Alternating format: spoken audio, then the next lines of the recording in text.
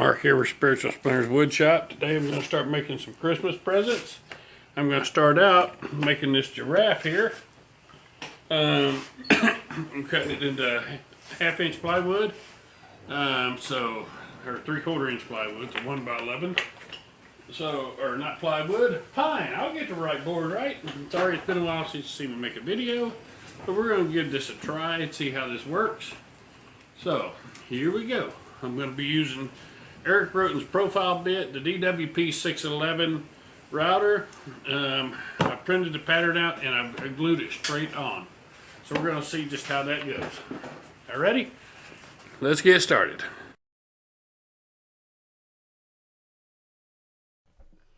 Okay, I'm going to try voiceover narration. This is the first time I've ever tried this, so bear with me. I'll try to be thorough. What I'm doing here is I am going through and I'm carving the letters at about 1/4 inch deep. I want the letters to be standing out fairly significant in this. So I'm coming in and I'm just doing it. I'm carving straight through the paper. There's a couple of different ways you can do it. I still kind of a little bit lazy, I guess, but I prefer just carving right through the paper. Now I've already carved out all the letters there. So now I'm tracing the outline, carving through the outline of the giraffe. And I'm going just a little bit shallower than I did on the letters. But then you'll see me here in a minute. I will adjust the depth once again of the router for the insides. Now on the insides, on all the spots, what I did was I carved them and I also cleaned them out as I was there using the Roten router bit. You can find the router bits that I used on Old Dave 100 or makeawoodsign.com. Old Dave 100 is their videos. That's their YouTube channel. They're really good people. They teach us a lot about sign carving. Now you can also get that router base that I'm using. This is the DWP 611 that I'm using here. And the router base also I got from makeawoodsign.com. Okay, now I'm using a DeWalt 788 scroll saw. Just let me reach here in a minute to get a piece of wood to support the arm up. I've got to get a lift for it.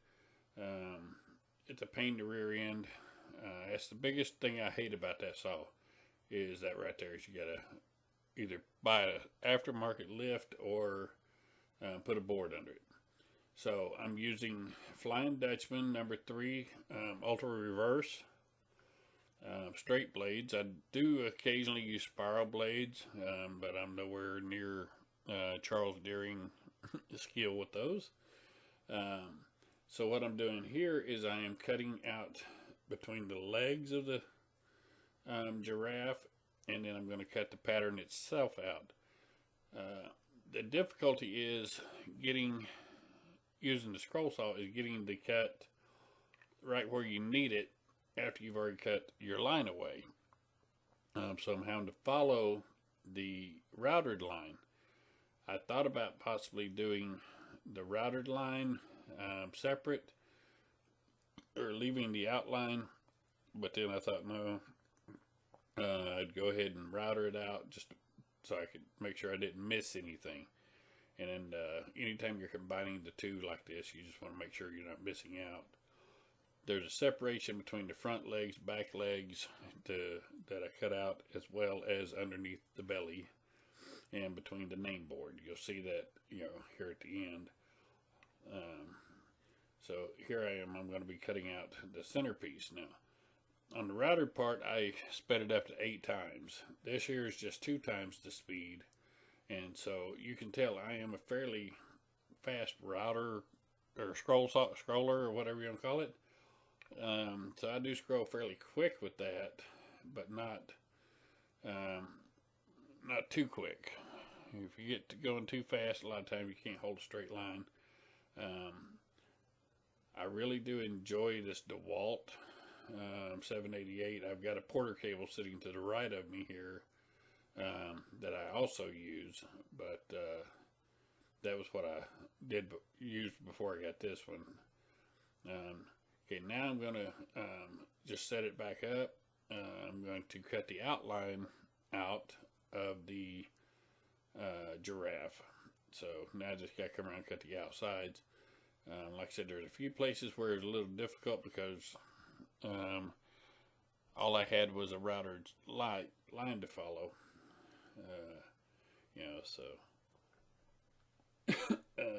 here we go. Just cutting, following the lines. If you do branch off of the lines, the best advice I can give you is to not force it back in. Just gradually bring it back in. Once you take your pattern off, it's been said many times, you're the only one that knows where the mistake's at. And so,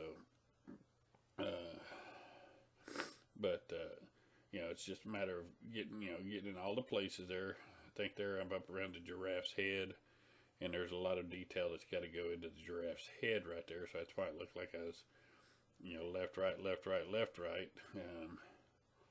Just trying to make sure I got the detail in there. You'll see later on here in just a few minutes how it turned out. So once I get it done, the way I remove the pattern, a lot of people like to just sand it off of there. I do not like to do that because to me it leaves a nasty residue and you just got to take longer. I take a little bit of mineral spirits on a foam brush, and I'll take and brush it on there, let it sit for just a couple seconds, and your pattern will peel right off. And then after you get it all peeled off, take just some mineral spirits on the foam brush and just brush it over, and it takes any remaining residue off.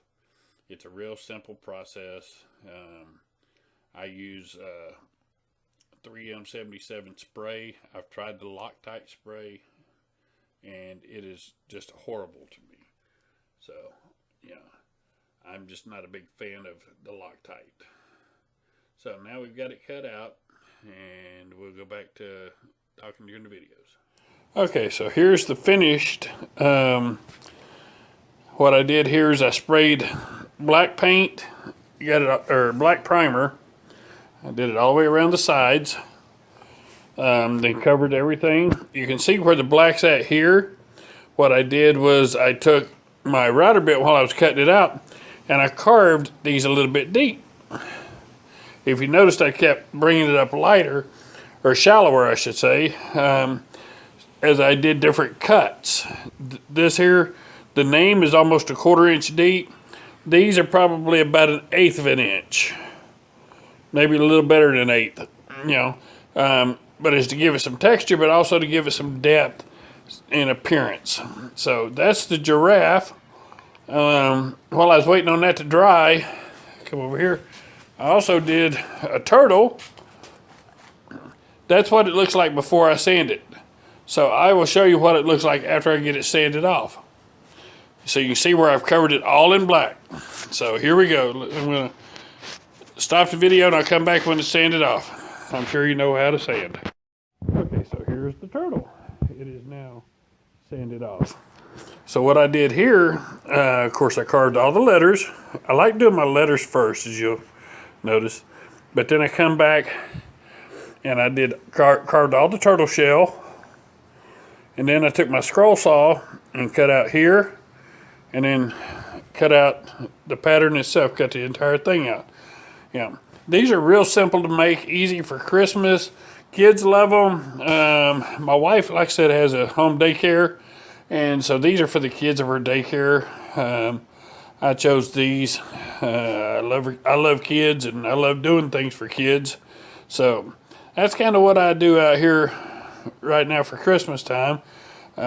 These are for, like I said, her daycare kids. So I'm sure that they won't understand them quite yet because Braden's only 6 months old and Colton's 2, but I think they're cute. So that's what I do for Christmas.